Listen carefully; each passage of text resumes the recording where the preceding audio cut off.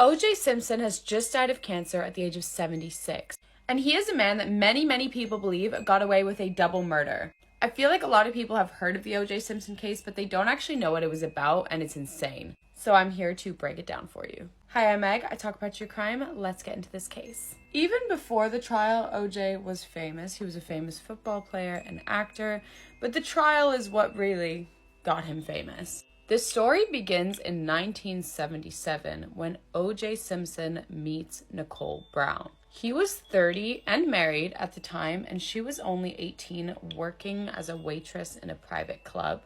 They began dating despite the fact that he was married. He would end up divorcing his then wife in 1979. By February of 1985, him and Nicole were married. They would have 2 kids together, but mind you, they were not the perfect couple. According to people in their lives, their relationship was clearly very toxic and abusive. Trigger warning now, there's a lot of sensitive topics covered in this video, just letting you know. OJ had Nicole sign a prenup, yet didn't allow her to have a job, basically meaning that she had no money to herself. So that even if she did want to leave the marriage, she would have nothing. On one occasion, he broke her arm and she went to the hospital claiming she fell off her bike. At first, she would protect him because she didn't want him getting arrested. There were apparently 62 recalled instances of abuse, but only 8 of them were reported to the police. Nicole finally filed for divorce in February of 1992.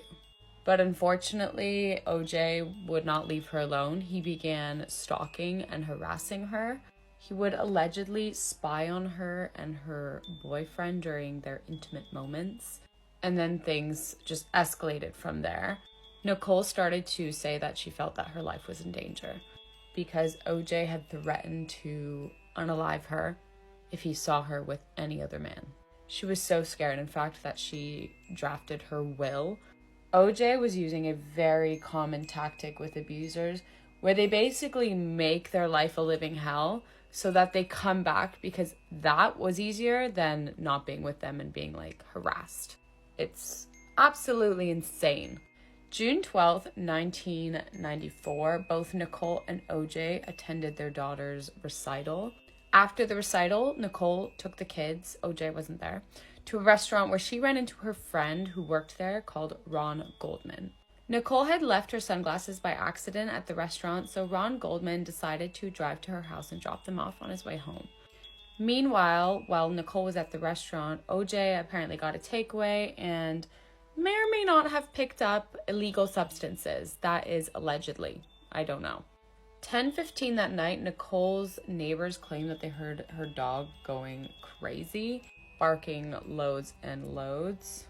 And then at 10:55, the dog named Akita was found by people out on the street, dog walkers. Her paws were apparently covered in blood.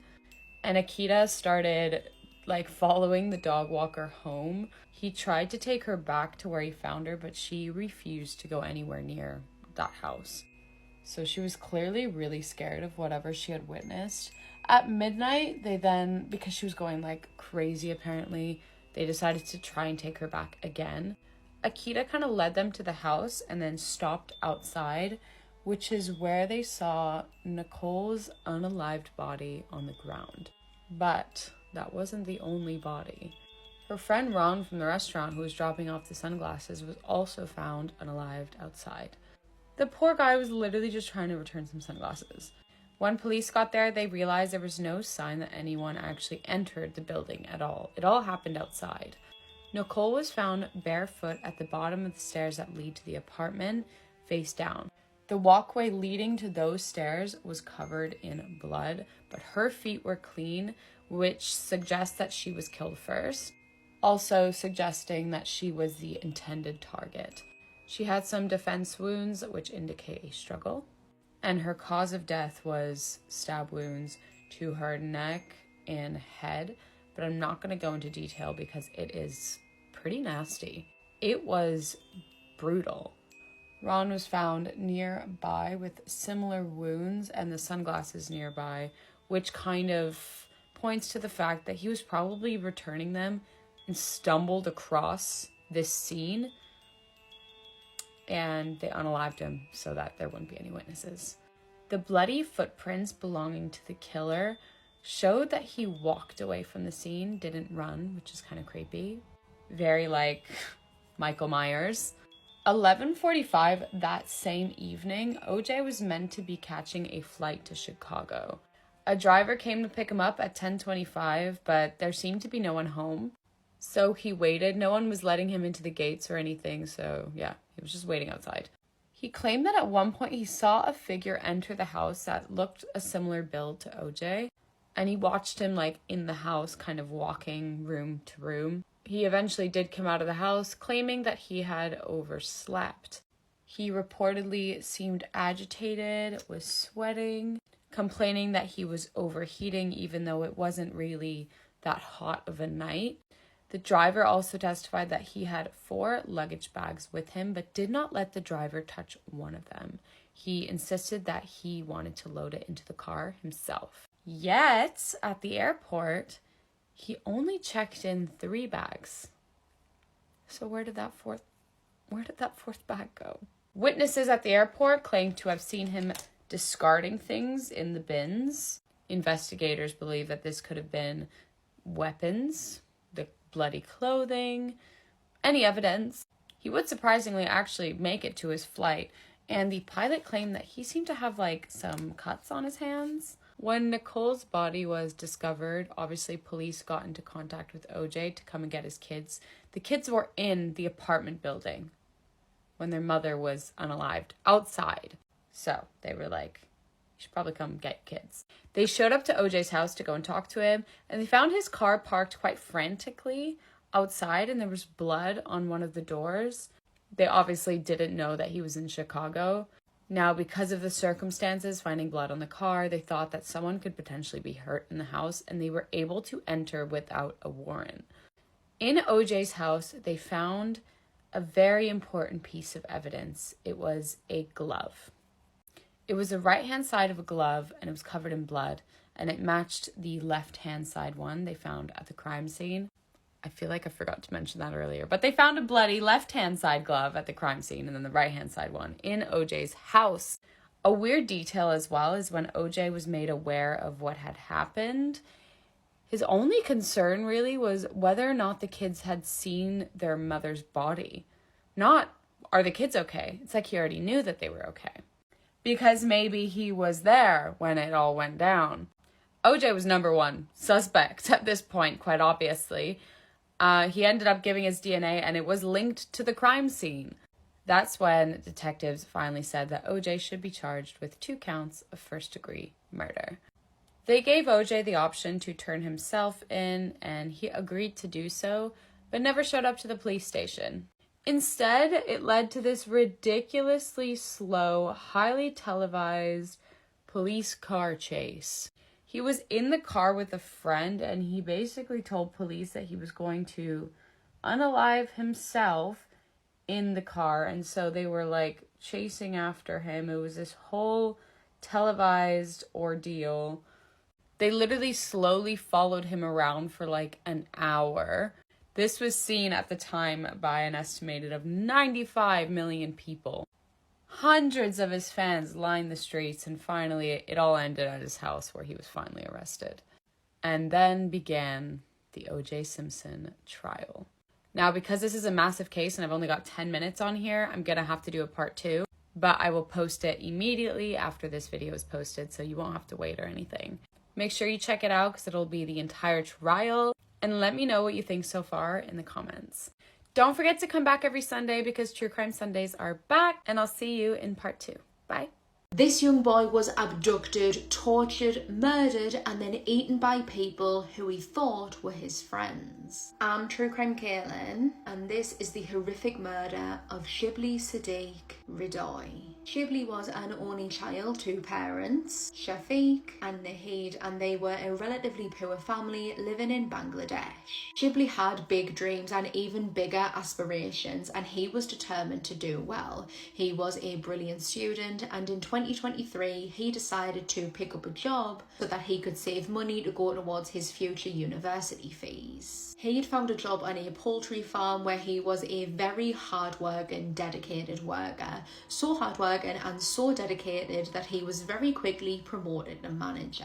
Shibli was the youngest on the farm, however he was very well respected and very well liked by his older colleagues who he considered his friends. Sometime in June 2023, Shibli and one of his colleagues got into a massive argument which quickly turned physical. Shibli took his job very, very seriously, and he was furious to discover that one of his colleagues had been stealing from the farm. He reported this to the owner of the farm, and that is what caused the altercation. The owner of the farm did step in, and as far as Shibli was concerned, everything was squashed. However, he was wrong. On the 28th of August 2023, Shibli would be abducted from the farm by masked men. Over the next 12 hours, he would be beaten, kicked, punched, stamped on, and slashed with knives. When he was momentarily left alone, Shibli grabbed his phone and began to ring his mother. When Naheed answered the phone, she could hear her son crying, pleading down the phone, telling her that he'd been kidnapped and he was in the process of being tortured. Before Naheed even had a second to take in what her only child was telling her, the phone cut off. Hours later, Naheed's phone would once again light up and Shibli's caller ID was on the screen. However, when she answered the phone, it wasn't her son's voice on the other side, it was his kidnappers who were demanding a ransom. Over the next couple of days, the kidnappers would continuously call Naheed and Shafiq to try and get updates on the ransom and even try and negotiate how much the ransom was as well. Again, this family was a very poor one, and the ransom the kidnappers initially gave was so high that they would have never been able to reach it. Eventually, the parents did manage to get enough money to pay the lesser ransom that the kidnappers had offered, and they arranged to drop it off in exchange for Shibli's safe return. Shafiq travelled alone to a remote location in their town in Bangladesh where he was met with two masked men. He handed over the money and asked where his son was, and these men told him to turn around and go home, and by the time he got there, Shibli would be waiting for him. Shafiq ran the miles back home with his heart in his mouth, desperate to see his son. However, when he arrived back home, Shibli was not there. 3 more days would pass before Naheed and Shafiq would contact the police. Right at the start of all of this, the kidnappers had threatened the parents, saying that if they contacted the police or if they got anyone involved, they would kill Shibli. But now Naheed and Shafiq are so overcome with worry and fear and desperation, they feel like they have no other choice. By this time, Shibli had been held captive for 11 days. Police would quickly zone in on the only people who ever had a bad word or any sort of altercation with Shibli, and that was his co-workers. What police would learn from upcoming interviews and confessions is the stuff of nightmares. On the 28th of August 2023, Shibli was abducted from the poultry farm by his co-workers who were masked because they were still unhappy that he had grassed them up. Shibli would be brutally beaten and he would be tortured with slashes of knives. However, when he saw the faces of 2 of his captors, they thought they had to kill him now or else he would tell. Shibli would be cut from head to toe so much that it resulted in him bleeding to death.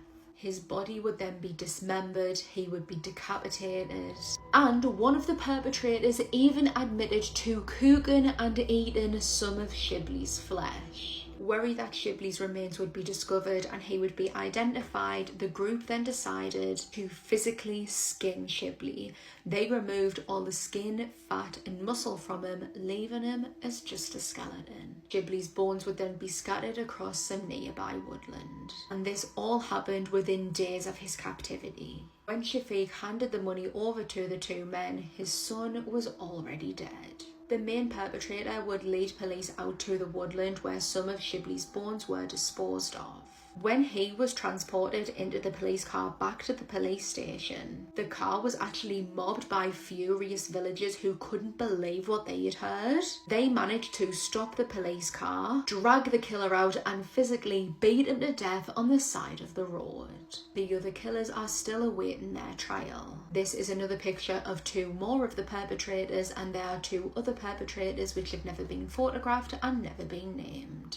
The M64 white phosphorus round is one of the more nasty rounds that the Sherman crews carried. You would think it was just a simple smoke shell, but it was capable of so much more. There's that obvious scene in Fury. You can flush infantry out of fortified positions with one of these. It's suffocating. You get chemical burns. And according to this book by Steven Zaloga, it was capable of killing enemy armor as well. That's right, the smoke shell. It was discovered that a Willie Pete round fired against the front of a Panther would blind the enemy tank and make it possible for the Sherman unit to maneuver to attack its weaker side armor. A secondary effect was that the turret ventilators in German tanks would suck in the noxious fumes from the white phosphorus, sometimes forcing German crews to abandon their tanks. Some U.S. tank crewmen interviewed by the author said they often used Willie Pete against German tanks, especially in the later months of the war, as inexperienced tankers, after being hit with smoke, would think that their tank was on fire and would abandon it. You can see on this ammunition expenditure report from a tank battalion in Normandy that they used just as much Willie Pete as they did use armor piercing. Although my favorite number on here has to be the 14,000 high explosive rounds. That's the way to go. This doesn't explain that, and investigators are getting mocked for speaking out about it. Drill cores like these have been found all around ancient Egypt, which was the leftover piece that would be thrown away by Egyptian builders after a hole was drilled into granite. Now, modern explanations use a bow drill made from a copper tube to demonstrate how these holes were drilled. And they work. Myth busted. We can move on, right? Not even close. First of all, yes, there are several hieroglyphs that supposedly demonstrate the use of these alleged drills, typically using them on tables, not granite slabs. Yet, not a single copper tube drill artifact has ever been recovered from Egypt, like ever. They made these holes all the time. Shouldn't these copper tube drills kind of be everywhere? Counter argument is that copper was so valuable that they likely smelted it down for other uses. Every single last one of them. How convenient. But that's nothing compared to the machining marks found on this drill core. The infamous Petrie's core number 7, found by Sir Flinders Petrie. And of course, the common Google debunker can search this up and find countless sources that irrefutably debunk this myth. But for those that can think for themselves, a little digging shows that something just doesn't make sense about this. Analyzing the core and wrapping a string of cotton around the grooves showed the drill marks produced a continuous spiral down the entire core, which the bow drill method doesn't do, but rather horizontal lines that look nothing like the authentic Egyptian cores. It doesn't end there. Analysis confirmed by fringe theorists like aerospace engineer Christopher Dunn, who worked with machining tools his entire life, suggested that after studying the spacing of the drill marks on this core, that the penetration rate of whatever method the ancient Egyptian used to drill this core must have been 500 times greater than our diamond drills today. His words, his conclusion. He obviously must be crazy. Now, that doesn't mean the drilling method was faster back then than it is today. It just means that, according to his calculations, these ancient drills had a greater vertical penetration for every rotation of the drill than today's technology. This clearly evil fringe analysis explains how the grooves on the drill core indicate a 0.1 inch of vertical penetration for every rotation of the drill head, whereas modern diamond drills with a 900 RPM achieve about 0.0002 inches of penetration per rotation, 500 times less than the ancient method. It could have very well been, and probably was, slower with whatever drilling technique they were using back then, but this level of penetration is mathematically not possible with today's diamond drills, and clearly not with the bow drill. Now listen, I'm not saying they used lasers or advanced high-tech drills or anything like that. I'm also not fully dismissing it, but it seems so obvious to me and several other questioners that something was used here that they're just refusing to even acknowledge. Just like the scoop marks they found around the unfinished mega obelisk at Aswan, which looks like they literally scooped granite directly out of the quarry. The explanation? Pounding stones, banging other rocks against it, for which they haven't been able to replicate but still stand by. Or maybe the ancients had some sort of forgotten method to soften hard stone, making it malleable and easy to work with that we're just unaware of. Okay, that's enough for now, because this is a rabbit hole that I don't think anyone's ready for. All of the homeless people in Edinburgh were just kicked out of the city to make room for Taylor Swift fans. This one is outrageous. Edinburgh Council just sent hundreds of homeless people to Aberdeen, Glasgow, and Newcastle, which is literally in a different country, to make space for Swifties coming to see Taylor's $4.1 billion Eras tour. Homeless charity Shelter Scotland is calling it a blatant injustice and Fair, you're sleeping rough, you don't know where your next meal's coming from, and now the city is telling you, sorry, we've got Swifties coming in, you now live in Newcastle? Ugh. But say what you will, this isn't actually a Taylor Swift issue. The Scottish Government has a legal obligation to provide emergency accommodation to the homeless, often in the form of hotels, in situations exactly like this. Regardless, they've just declared a national housing emergency because homelessness is on the rise. But no matter the situation they're in, it doesn't make moving people out of their cities to make room for Taylor Swift fans okay. But who would you rather have on your streets, homeless people or Taylor Swift fans? Ew, and now I'm just like thinking about it again. It is so nasty. This 13-year-old boy vanished after finding his father's disturbing secret. Dylan Redwine is the youngest son of Elaine and Mark. They were married for 18 years before calling it a quits, and it was a messy, messy divorce. Dylan's parents were now hundreds of miles away from each other, which Dylan did not mind. He moved with his mom, and he liked the separation from his dad because honestly, his dad is pretty shitty.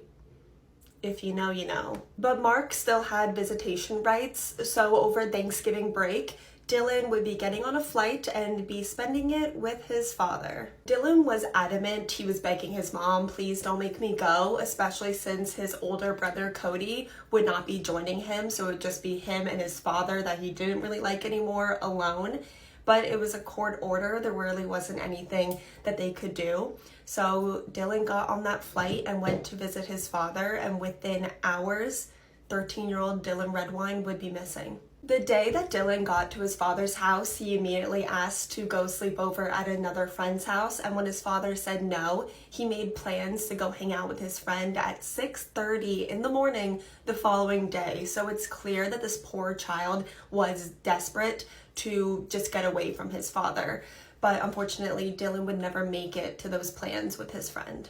In the morning, his father, Mark, claims that he woke up around 7 a.m. His son, Dylan, was still sleeping on the couch, so he left to go run some errands, and when he got back around 11 a.m., his son was gone. One of his fishing poles was missing, along with Dylan's phone and book bag. Nickelodeon was still playing on the TV, and the front door was wide open. A little while later, Mark called his ex-wife to say that he had lost their son.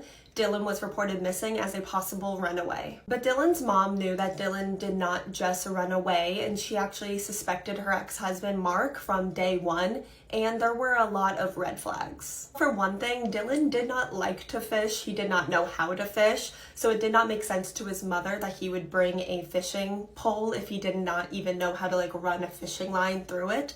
Also, Dylan did not watch Nickelodeon anymore, so why would it be on the TV? Dylan was 13. He hadn't watched Nickelodeon for years at this point. It was apparent that his father did not even know enough about his son to come up with convincing lies. Also, like most teenagers, Dylan was attached to his phone, and there was no phone activity from Dylan since the night before he went missing. Months after Dylan vanished, the entire family went on an episode of Dr. Phil. You can still find it on YouTube if you want. It was pretty interesting to watch. And the fingers were definitely being pointed at Mark. So Dr. Phil offered him a lie detector right there on the episode to try and clear his name, and Mark refused to take it. The man that was there to give him the polygraph test said it was the first time he ever had a parent with a missing child refuse to take a polygraph test, which I think says a lot. There were no leads, and the case was going cold until remains were found in a wooden area near Dylan's father's home. 13-year-old Dylan Redwine had been killed.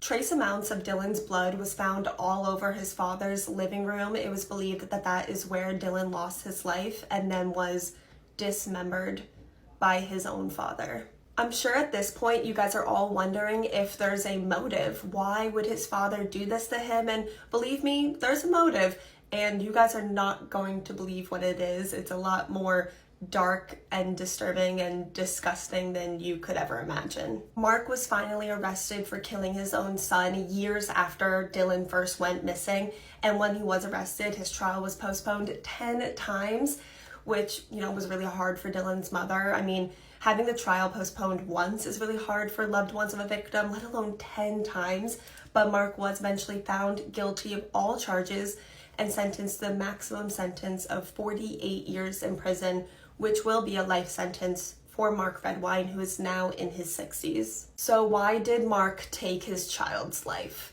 I don't think you guys are ready for this, honestly. Well, turns out, shortly before Dylan first went missing, his older brother Cody confronted their father about some really disturbing images that Dylan had found on their father's computer. These photos showed Mark wearing makeup in women's lingerie, wearing a diaper, and eating out of the diaper.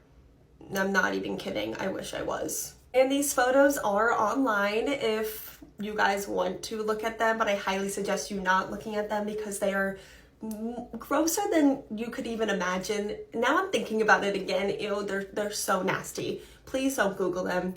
I know you guys will because I always tell you not to look at photos and then you guys do anyways. Please don't, they're so gross, but they are online if you want to, I guess. Allegedly, Dylan was disgusted when he found these photos of his father. He took photos of them on his phone and showed his older brother the photos.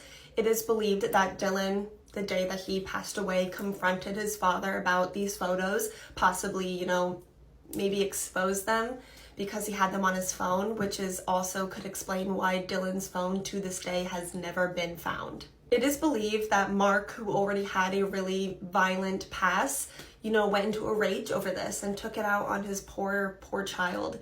To this day, though, he maintains his innocence and even claims that the photos are photoshopped. Like, okay, buddy. This teenager turned up at her own murder trial. I'm True Crime Caitlin, and this is the case of Natasha Ryan. In 1998, Natasha was going through an incredibly rough time. Her parents had just got divorced and she had to watch her dad move to the other side of Queensland and remarry. She was having difficulties in school and in general she was described as a troubled teen, allegedly abusing drugs and sadly self-harming. On the 31st of August 1998, 14-year-old Natasha is dropped off at her high school in Rockhampton, Queensland, Australia by her mother Jenny. Jenny having absolutely no idea that this would be the last time she would see her daughter for almost 5 years. After Natasha didn't return home from school, initially the police weren't really that worried. Natasha actually had a history of running away. In fact, just the month before, she had ran away for about a week and was found at a music festival. She was attending this festival with her boyfriend Scott Black, a milkman who was in his 20s. Again, Natasha is only 14. As the days turned into weeks and then months, both the police and Natasha's friends and family really began to worry, fearing that she had crossed paths with a serial killer. Leonard Fraser was described as a sexual predator of the worst kind. Leonard would go on to murder between 4 and 7 young girls and women. He confessed to 5 murders in a deal with the police, one of these being the murder of Natasha Ryan. After his confession, the family of Natasha held a memorial for her on her 17th birthday. In April 2003, Leonard Fraser was officially on trial for the murder of Natasha Ryan and several other women. However, the prosecution shocked the courtroom when they said that Leonard couldn't have murdered Natasha because Natasha was alive and well. Queensland police had received an anonymous tip from someone stating that Natasha was not only alive, but was living with her boyfriend Scott Black in North Rockhampton. On the 10th of April, the police forced entry into the house, and it would be inside of the bedroom cupboard that they found a now 18-year-old Natasha. She was lily white, having not left the house in almost 5 years. After her discovery, Natasha had to go and testify in Leonard's trial to prove that he hadn't murdered her. Throughout the 5 years that Natasha was hiding and living with Scott, she only left the house around about 6 times, and it was always at night. Within the 5 years, the couple actually moved house a couple of times, and in the house that she was found, she was only a couple of miles away from her grieving family. Following Natasha's finding, Scott actually served 12 months in prison for perjury. He had told the police that he had no idea where Natasha was when he did know. And Natasha herself even had to pay some pretty hefty hefty fines for causing a false investigation. Natasha and Ryan would go on to get married and lived a seemingly happy life. Natasha became a mother herself, having 3 or 4 children. She was a dedicated, qualified nurse, a good friend, a loving wife. However, sadly, in June of this year, a now 40-year-old Natasha would be found dead on a golf course. Police had stated that her death was not suspicious. This selfie captures the train that is just about to hit and kill these 3 girls. It was October 2011 in Utah. Savannah Webster posted a Facebook status saying, "Standing right by a train, this is awesome." It would be her last ever Facebook status. The 13-year-old was at the railway tracks with her older sister Kelsey, aged 15, and her friend Essa Ricker. The trio decided to take a selfie with a train heading towards them. It's believed that they weren't actually aware of the oncoming train at the time. They were completely unaware of the danger that they were actually in. In the top of the photo, you can see the train headlights as the train hurtles towards them. The train driver actually blew the horn to try and get the girls to jump out of the way, but it was tragically too late. It was also impossible to stop the train at that point. Even emergency brakes on trains can take quite a long time to actually stop the vehicle, just due to the weight of the train and the speed that it's going. The girls were hit at approximately 39 miles an hour. When the train finally stopped, the driver of the train jumped out and ran up the tracks towards where the girls had been. He wanted to see if by a miracle any of them were alive. Now, Savannah was actually making a little bit of noise, so they called an ambulance right away and she was rushed to hospital. Although she was alive at the time that she went to the hospital, she was put on life support and her family had to make the heartbreaking decision to turn off her life support machine, just due to the extent of her brain injuries. The other 2 girls were killed instantly.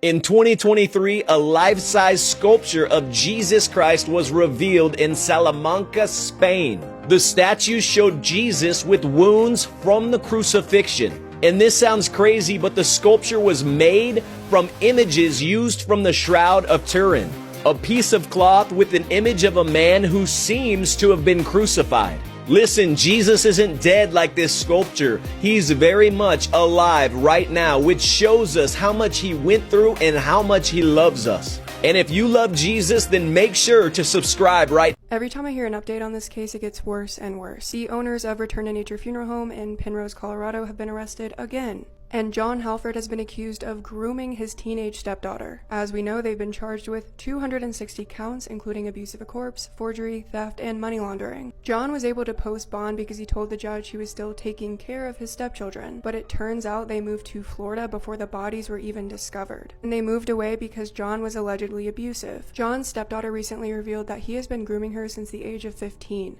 and she has text messages to prove it. He apparently sent her pictures of himself shirtless in his underwear. He called her baby and commented on her body. And at one point he asked her to come cuddle with him in bed. John sent her a text that said, "We already have a pretty inappropriate relationship, which I effing love. So yeah, I'd say it's probably safe to never show anything to anyone." The Halfords were working as door dashers in Colorado Springs until they were arrested again on April 14th, this time by the feds. They obtained nearly $1 million in COVID relief funds, and then spent that money on lavish trips, crypto, jewelry, etc. They face 13 counts relating to wire fraud. Did you know that Beyonce has a demon? Watch this. When you're getting ready to go on stage and perform, does Sasha Fierce, when does she show up? Usually when I hear the crowd, when I put on my stilettos, when like the moment right before when you're nervous and that other thing kind of takes over for you. Then Sasha Fierce appears, and my posture and the way I speak and everything is different. But no, is it like a process that happens too? Like you were talking about the high heels, like once the lashes go on and the makeup and all that stuff. It's kind of like when I do a movie, becoming the character. Once you put on the wig and once you put on the clothes, you walk different. It's kind of this character that I've created over the years. And how is Sasha Fierce different than I am? Well, I know, definitely wearing that bodysuit, I could never walk out here and do that shit. Does Sasha Fierce ever go home? Like, sometimes, but not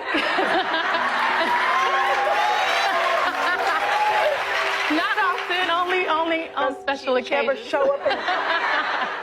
Don't ever let yourself get possessed. Subscribe now. Why are beats a big deal in chess. There's one YouTuber called Mike Boyd who actually engineered his own custom battery-powered assistant. He makes a very nondescript backyard plunger and rips it in half, okay? He cuts into it. Then he scoops out the insides like he's preparing to stuff a squash. But instead of rice and mincemeat filling, he fills it with a custom-made electronic receiver. Okay. He then super glues the pieces back together and the device ends up looking like it's seen some literally, but somehow it actually works. Here's how it works. Mike codes his own program that uses Stockfish to predict the best chess move. Then the program sends a signal to the transmitter that's hooked to the computer, and the signal travels to the receiver. So someone is watching the game, they're inputting it into Stockfish, and then the signal is going into his butt. Yeah. It's a remote control vibrator. Yeah. Oh yeah, that's a good way of putting it. Mike then gets a chess player with a high elo to play him while Mike's wife sits behind the camera and secretly inputs all of his moves,